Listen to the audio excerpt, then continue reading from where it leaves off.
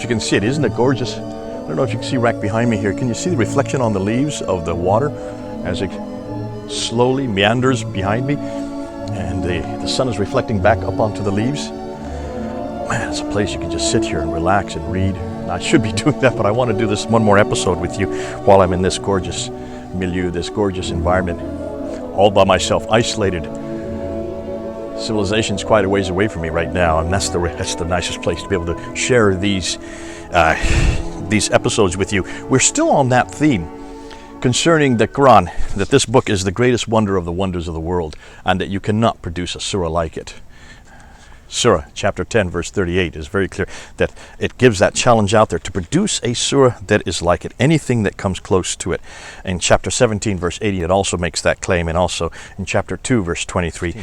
And so it's very clear that the Quran, certainly Muslims claim, and the Quran itself makes that claim, that it is superior to everything else, superior to any other piece of literature. What I'd like to do now is I'd like to go to some scholars, a number of scholars, and these are scholars who are not Muslims. None of them are Muslims. I don't want to use Muslims now. I want to use those who have spent their life studying the Quran. They have spent their career studying this book. Therefore, they should be more neutral than anybody else. I'm not saying that they still don't have a bias. Everybody has a bias, and I think we all have to admit that. That's not what I'm going to do. I want to go to those men who have spent their career studying the Quran. I want to see what they say. And I also want those who have really studied the Quran, because you will find lots of other scholars who have not studied the Quran who say quite a few beautiful things about it, but they will be hung when they try to defend it, and they never really defend it. In fact, many of them in my doctoral thesis, I did refer to quite a few of them, and I wrote about them, but I noticed that none of them lived amongst Muslims, none of them really studied the Quran, and none of them could defend or give examples of what they were saying. They could only say the Quran is a great book, but they never gave examples of why it was a great book. Now these men, these ones I have now chosen, these are chosen because they have not only lived amongst Muslims, they lived in Muslim lands, they have studied it, they know the languages, a number of them can also know Arabic, and these are the ones who I trust the most because they have been the most neutral. They're coming at from an academic position. They're also coming at from the most neutral of positions. These are not Christians. Well, I shouldn't say that. I don't know. Maybe one or two could be Christians, but that's not why they're saying what they're saying. That's not why they're coming to their conclusions the way they are. They're coming to the conclusion from what they have studied. Therefore, I want to see how they assess the Quran. I want to see what their responses to the Quran. I want to see what their conclusions are. So let's read a few of them. I've got a number of quotes here. Let's start with Dr. Arthur Schopenhauer, who is a German philosopher who died in 1860. He did not have a high view of the Quran at all. And he says that he believed that its influence was responsible for much of the war and violence evidenced by Islam through the last 1400 years. In fact, he concludes that there's not one single idea of value within its pages. Now, let's see. Here's this quote that he has here from actually 1818 is when he wrote this. Temples and churches, he said, pagodas and mosques in all countries and ages, in their splendor and spaciousness, testify to man's need for metaphysics, a need strong and ineradicable, which follows close on the physical. Sometimes it lets itself be satisfied with clumsy fables and fairy tales. If only they are imprinted early enough, they are for man adequate explanations of his existence and supports for his morality. Consider the Quran, for example. This wretched book was sufficient to start a world religion to satisfy the metaphysical need of countless millions for 1,200 years, to become the basis of their morality and of a remarkable contempt for death, and also to inspire them to bloody wars and the most extensive conquests. In this book, we find the saddest and poorest form of theism. Much may be lost in translation, but I have not been able to discover it in one single idea of value. Now that is Schopenhauer. That's not me saying this. I'm quoting others. But I want you to get an idea of how those who have been studying the Quran and who have had to try to apply it in their own milieu, in their own venues, this is the conclusions they can come to. That's just one conclusion. Let's go now to a Frenchman named Alex de Tocqueville.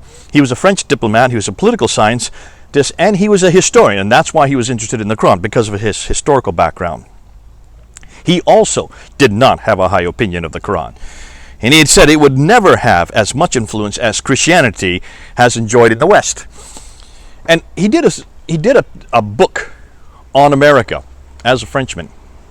So what I want to do is I want to show you what he said when he did a comparison and looked at the Quran in that milieu. He said, Muhammad professed to derive from heaven, this is him quoting, and he has inserted in the Quran not only a body of religious doctrines but political maxims, civil and criminal laws, and theories of science. He goes on to say, the gospel, on the contrary, only speaks of the general relations of men to God and to each other, beyond which it inculcates and imposes no point of faith. This alone, besides 1,000 other reasons, would suffice to prove that the former of these religions will never long predominate in a cultivated and democratic age. So he's talking about Islam there. The former religion, the first one he was referring to, would never, will never long predominate in a cultivated and democratic age, whilst the latter, that's Christianity, is destined to retain its sway at these as at all other periods. So you can see he did not have a very good view of Islam as a foundation for a good, strong Western democratic society, unlike Christianity. Thomas Carlyle, a Scottish philosopher, he was a satirical writer, he was an essayist, he was a translator, a historian, a mathematician, and a teacher, and the list goes on and on and on. This man was one of these Renaissance men who did almost everything. And he also looked at the Quran. He did not have a high opinion of the Quran. This is what he says. This is his quote.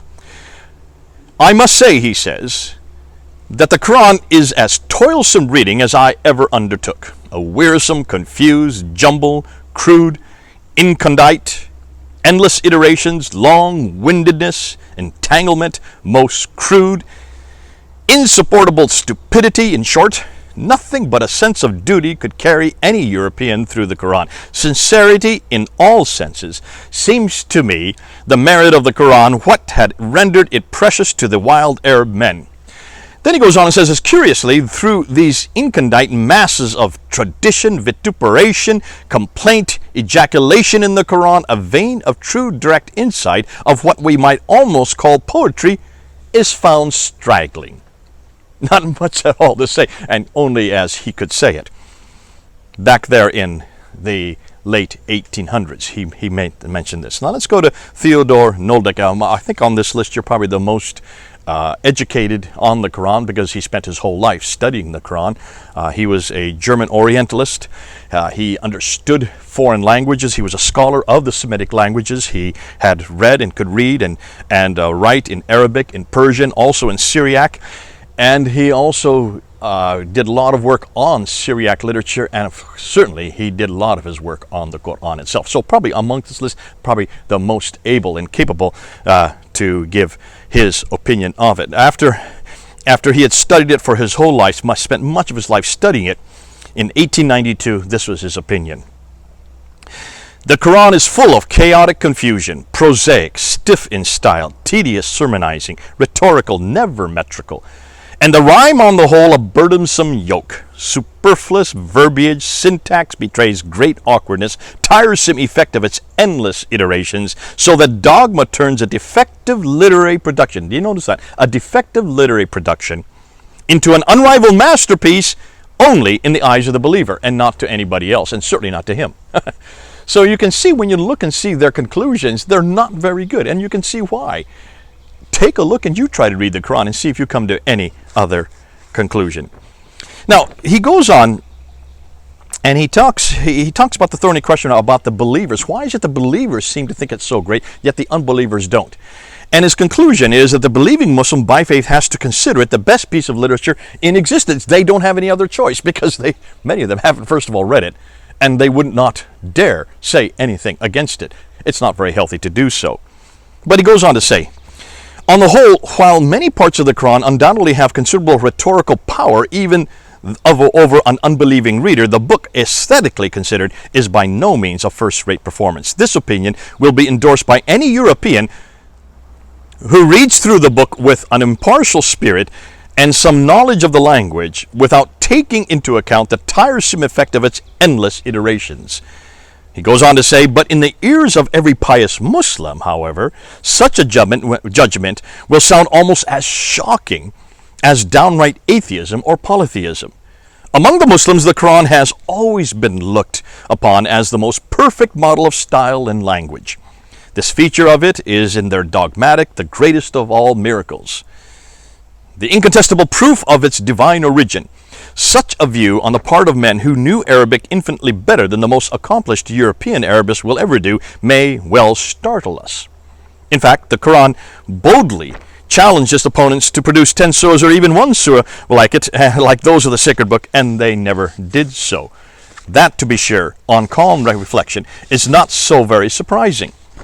Revelations of the kind with Muhammad uttered, no unbeliever could produce without making himself a laughing stock. And that's the problem right there. So you can see, not even when you look at the unbeliever and the believer, when an unbeliever even says, like what he has just said, the Muslim just laughs at them. That's the only response they have. What's fascinating is I've never seen a Muslim come back and show me why the Quran is superior. They only just claim it. And what Noldek is saying is, listen, even when you try to show it's not superior, when you show something that's self, all they do is laugh at you. Well, that's not much of a defense. That's not much of a defense. John Muleson Arnold was a missionary who lived in India for many years and who studied and wrote about the Quran. In fact, his biggest, most famous piece of literature is the Quran and the Bible, doing a comparison between the two books. It's his best known work. So he had an awful lot of academic background behind him, and his conclusions were that the Quran was inferior to the Bible in many, many ways. He looked at the New Testament. He said that the New Testament was much better preserved than the Quran. We're going to talk more about that when we get into the historical critique, but that's his conclusion when he looked at the two books. And then he said a good bit of it, that means the Quran, could have been borrowed from earlier Arabian soothsayers. We're going to talk about that later on, as well as Jewish and Christian apocryphal and sectarian writings. We're going to talk about that also in other episodes. So he was aware of the fact that much of the Quran did not come from God. It did not come from Allah. It did not, well, he didn't say Muhammad necessarily, but what he did say is that it had been borrowed by those who put the Quran together from many other sources. That's a whole nother talk that we're going to be doing in future episodes. Let's get to then Sir William Muir, who was an Orientalist and a scholar of Islam. He wrote about the Quran. In 1878, he had a book called The Quran, Its Composition and Teaching. So he's going into the very areas that we're talking about. He talked about the testimony of the Quran in 1896, another book. And then he did the Redi lectures at Cambridge, R-E-D. I don't know how to pronounce it, if it's Reed lecture or Ready lecture. Either way, if I mispronounce it, forgive me. I stand accused if that's so. But this is what he says. What we'll end with him. He says this about the Quran. The Quran, taken by itself, is perhaps of all books the least intelligible.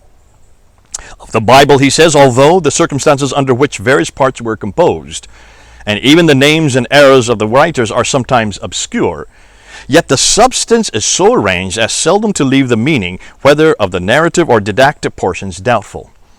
With the Quran, on the contrary, he goes on, although the main outlines of the author's life are well known, the whole is confused, and the drift often hard of comprehension.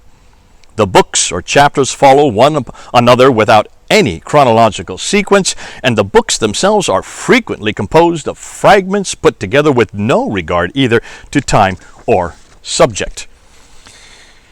He believed that the Quran was really made it up convolutedly. And then he continues by saying this: the fragments have been set with artless simplicity. The materials were too sacred to be dressed by human hand. And so we have this tangled mass mosaic of which the parts are so rudely and fortuitously put together that the design is often marred and unintelligible. That's how he come to his conclusion as to why it's so difficult to read. He had no doubt about the Quran when he goes on and says that the sword of Muhammad and the Quran are the most fatal enemies of civilization, liberty, and truth, which the world has yet known. In 1881, he did the Reed lectures in Cambridge, and he concludes his lecture by saying the Quran has so encrusted the religion in a hard, unyielding casement of ordinances and social laws that if the shell be broken, the life is gone. A rationalistic Islam would be Islam no longer. He then continues this conclusion by comparing the Quran and the Bible and says this: there are in our scriptures living germs of truth which accord with civil and religious liberty and will expand with advancing civilization. In Islam, it is just the reverse. The Quran has no such teaching as with us has abolished polygamy and slavery and arbitrary divorce and has elevated women to her proper place. That you find only in the Bible, not in the Quran. Now, Why have I used these men? Why have I gone to them? They are not Muslims. I purposely did not want to use Muslims because I find whenever I talk to Muslims, they only have one recourse, and that is they just quote chapter 10, verse 38 of the Quran, produce a surah like it. They don't even support it. They don't even try to defend it. I've yet to see a Muslim that has persuasively shown me why this book is superior to any other book. Have you? Are any of you Muslims watching? Can you do that right now? Can you convince us? Convince me. Try to convince me. I would love to be convinced. In almost 40 years of working with Muslims, I have yet to find any that can really support this book, can really give me a reason why this book is superior to all others. Why? They can even come up with something better than Psalm 23 or any of the Psalms, 1 Corinthians 13 or Matthew 5. Any of my favorite pieces of literature. Try to find anything in the Quran that equals any of them. You can't.